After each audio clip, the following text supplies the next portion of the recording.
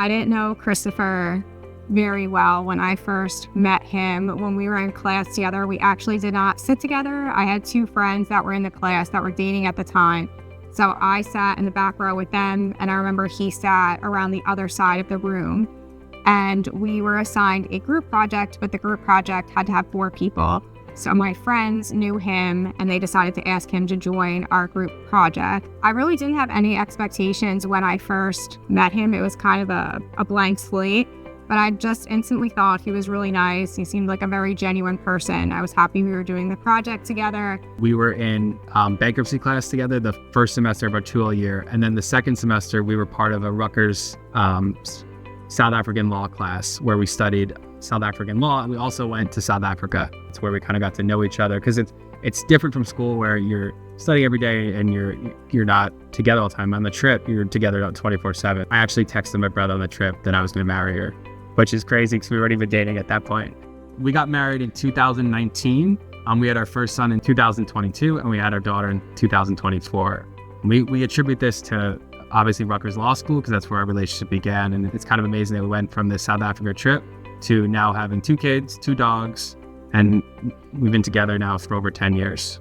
It's definitely chaotic with us both being lawyers and having 2 children. I think that we're constantly tired all the time, but it's the best, and we wouldn't trade it for anything.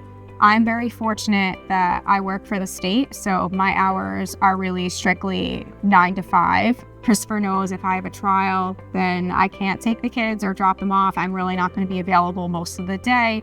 But if I don't and I don't have court, then I'm much more available than he is to do that. And as for the other tasks and everything else, we kind of just split it up and do the best we can. Sometimes things go undone for the day, and that's just okay. As long as the kids are happy, that's all that really matters. Yeah. And Danielle does a great job of juggling, probably better than I do. So you should give herself credit. Thank you.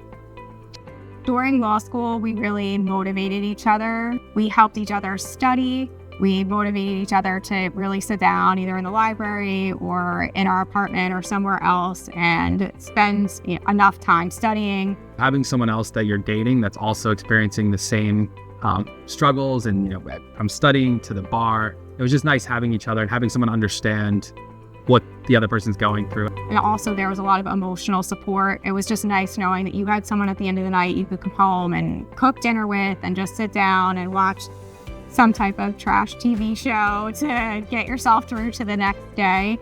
So I think we were really there for each other a lot during law school.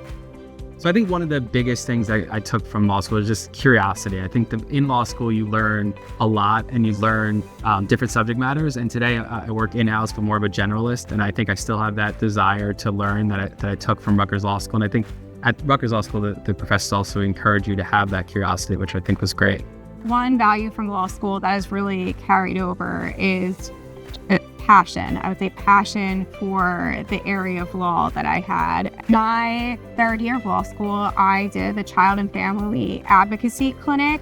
So in that position, I got to be what would be the law guardian in my job. Now I got to represent children. I actually got to go to court. I had one case that was in court.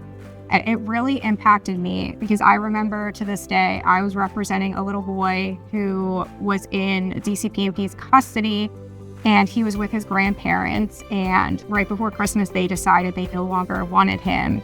And I remember going to court and the judge just asking the grandparents, "Are you sure you can't keep him any longer? Are you sure you can't keep him through Christmas?"